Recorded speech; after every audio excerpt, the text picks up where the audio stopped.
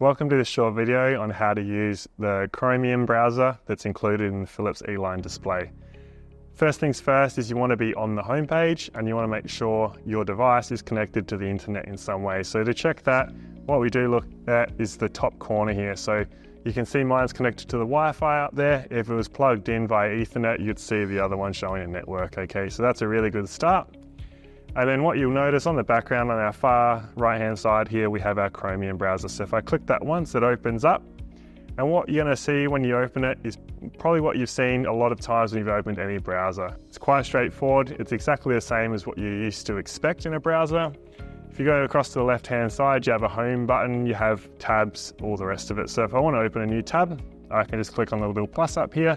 So I can have as many tabs open as I want to. I can have a bit of a mess going on if I'd like to. All right, so I can keep on opening tabs and go through. But if I only go back to this first one, this is my home page. So whenever I click on home, up in the top left-hand corner there, I'm gonna be displayed with this page here.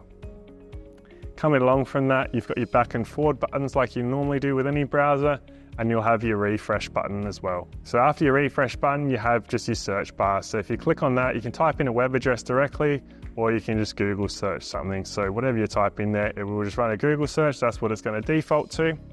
So if I just want to have a look at YouTube Kids, for instance, I'm just going to quickly type that in, YouTube Kids. I'm going to click my enter button here, and that's just going to search. Okay, so it opens up a Google search, and it finds YouTube Kids, just like you'd expect to sort of see in any normal browser. Continuing along, you do have the ability to bookmark if you would like, so you can bookmark some websites and then go back and find them if you need to.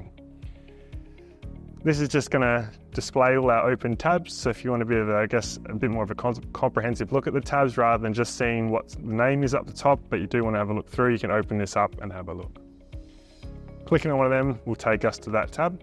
We see our normal menu here that you'd see in most browsers. So you can open a new tab, you can open incognito tabs, you can see the history that's been browsed on this device, you can see any downloads that may have taken place, our bookmarks, so that's if you have bookmarked something, you can click on that button and it will bring up the bookmarks page.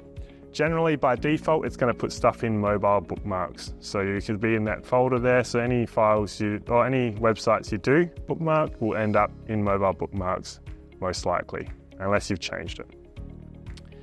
Going back there, you can see recent tabs. If we do want to go back to stuff, we've got the bookmark option. So that's in addition to clicking on the bookmark up here, we can do it through the menu. And then we do have our settings. So if there's any settings that need to be changed, generally that's going to be handled by the school IT staff. So that's our menu options. So if we just want to sort of close that off, we can click off to the side here.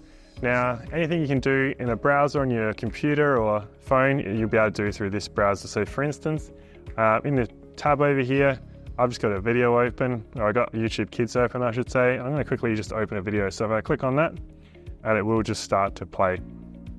Okay, got the volume quite low right now. If you do want to adjust that, you can use the volume buttons on the front here, but you're also able to access it through the source. Okay, that will shut off that video. If I click back, it will just go back to playing the video. Now, just like a normal video, all right, you do have the option to adjust the volume through YouTube, as well as play and pause and skip, etc. Thanks for watching the video. I hope you found it helpful.